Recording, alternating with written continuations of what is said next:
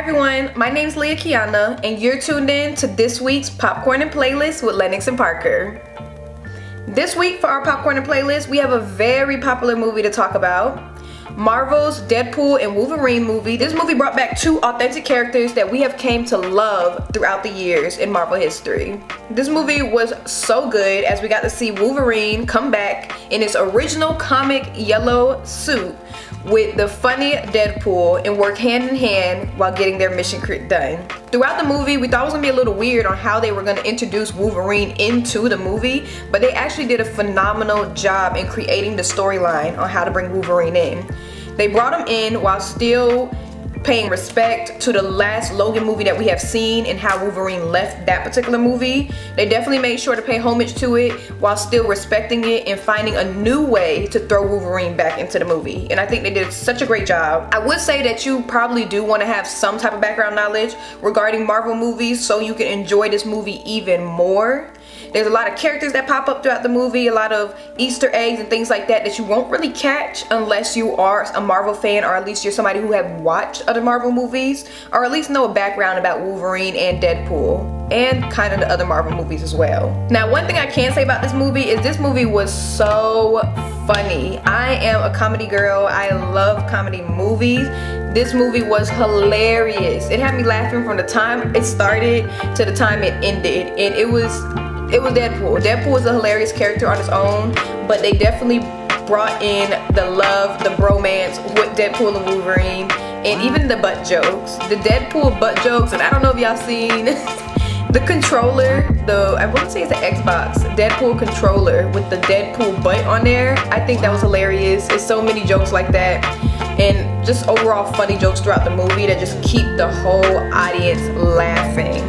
Now, it was very true to its R rating. It was a lot of inappropriate jokes depending for younger audience, so this is definitely rated R.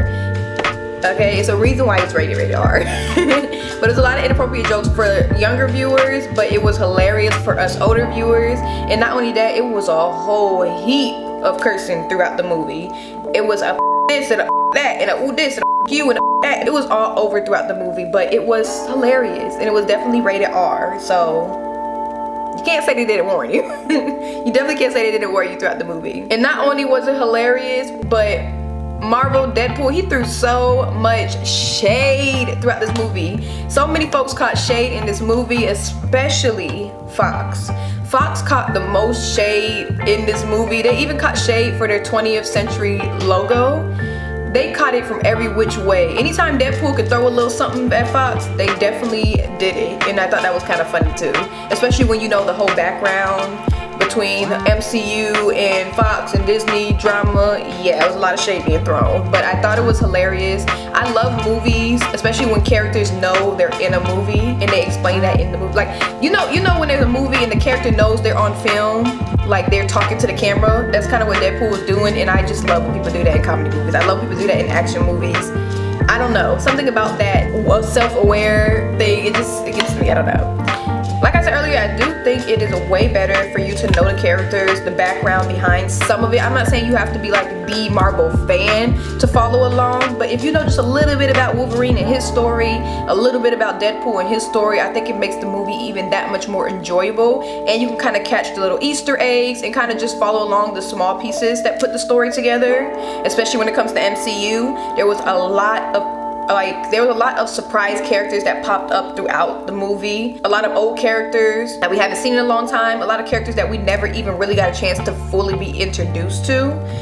There was a lot of great actors, a lot of great Easter eggs throughout the movie. Now, we did see Wesley Snipes make an appearance in this movie as his character Blade, and he hasn't played Blade since 1998. We have heard rumors about a Blade movie or something coming into works, so I wonder if that was a subtle way to tell us that that will be who our Blade is, and if so, I am all for it. We also got to see Channing Tatum and him play his character Gambit that we have never got to see. I think they originally casted for that back in, I want to say 2006 or 2008. I want to say 2006. They originally casted for that in 2006, and Channing Tatum was supposed to be the actor for that movie. However, we never came to see it. So it was kind of cool to kind of get a little glimpse of what that character could have been like, and kind of ending that story right then and there, so we don't ever feel like we were left on a cliffhanger on what that character could have been for us. So we definitely got to see a lot of cool actors come in, a lot of talented actors come in.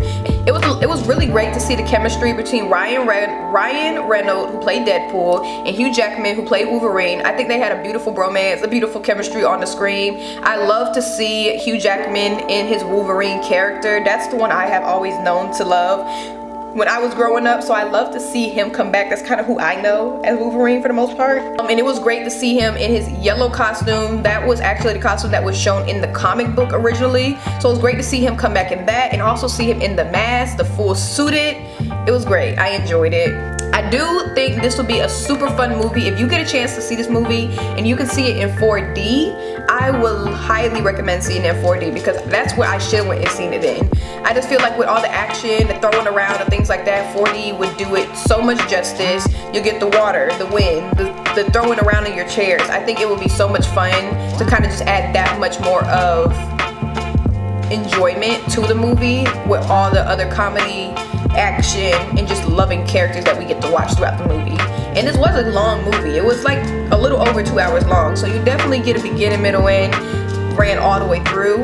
I do feel like some parts were kind of just thrown in to make the story progress, but they could have elaborated on some of the scenes a little more. And I have to mention, one of my favorite parts from the movie, and I'm not trying to spoil it for anybody, but one of my favorite parts from the movie is Dogpool.